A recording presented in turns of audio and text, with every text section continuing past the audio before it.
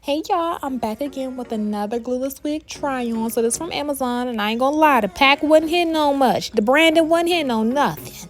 But it's a 26-inch curly bust down because I wanted to switch it up from the normal straight bust down because I got a big forehead and we need some volume. So they gained a little bit of points because they gave me a band. I wasn't really sure why because the wig is glueless. But anyways, we smelled it. The little smell test failed because it definitely smelled like 3 cans of bounced it. Anyways, I snatched my muffin cap back so we can just get ready to put it on and see if it really is wearable out the box. The lace was given Snow White, I'm not gonna lie to you, and honestly it had a lot of lace and I was a little nervous, but we're just gonna go in with a little bit of lace powder so we can give it a fair try.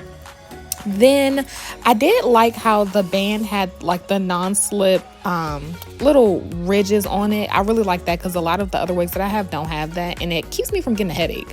So anyways, when I first put it on, I immediately noticed, like the other wig, it is way too much lace for me. My powder really didn't do much, but I said, okay, let me not write it off yet. Let me work with it.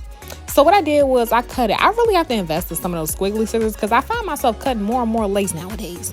But anyways, I just cut it to my liking. And honestly, I am the type of girl that likes as least lace as possible. And I will say, when I cut the lace, it did look better.